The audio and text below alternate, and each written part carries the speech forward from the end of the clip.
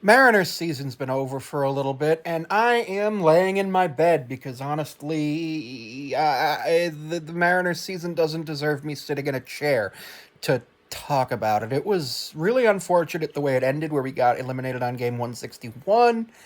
Had we not blown that 7 or 9 run lead to the Royals, we actually would be in as wild card three. But that's the thing.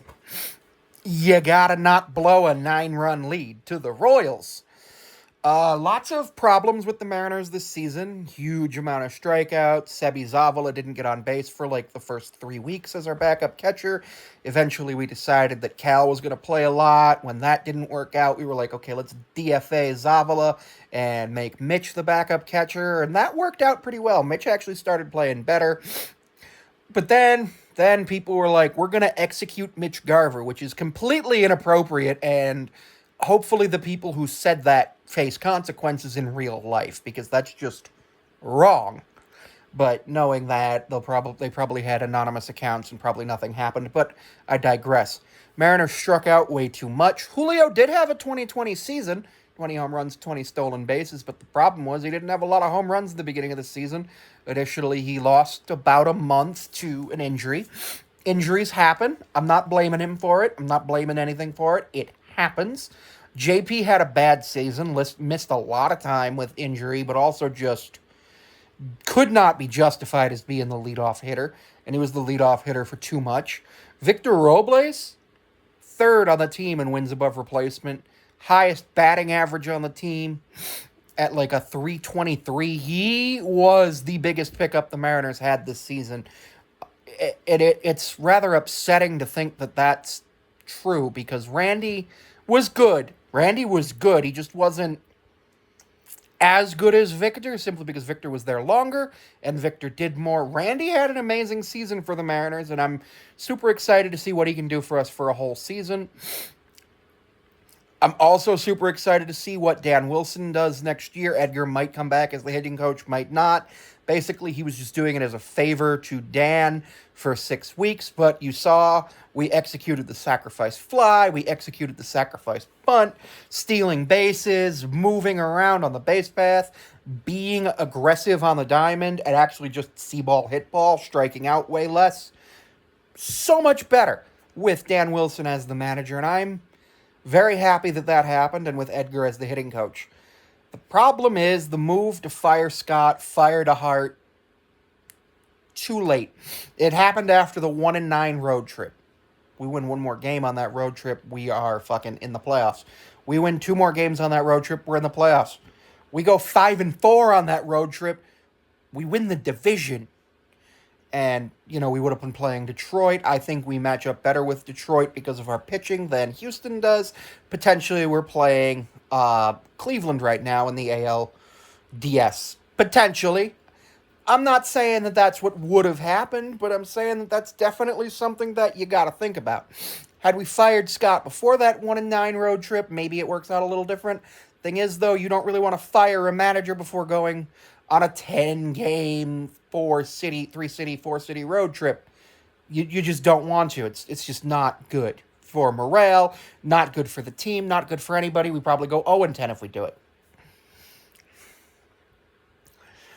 I enjoyed watching the Mariners this season because they're a fun team.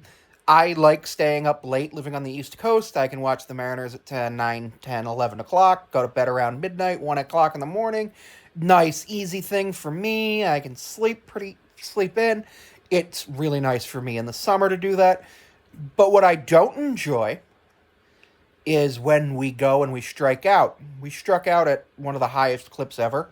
We had the White Sox batted worse than us in terms of batting average. We scored more runs. We had a higher OPS. We had a higher slugging, but that was because we hit more home runs. We took more extra bases. We also walked more. We had one of the highest walk rates in the league. What I really loved was the pitching staff. Okay, Matt Brash, injury. Santos, injury, all that. Whatever, but the pitching staff, the 5 guys on the rotation, and even Emerson Hancock, those 6 guys actually played out of their minds this year. Had the lowest ERAs for starters in the league.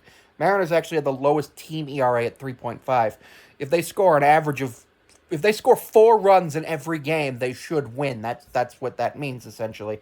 For every essentially they should be winning for every 4 runs they score. The other team only scores 3.5. They should be winning with 4 to 5 wins, but that didn't happen, unfortunately.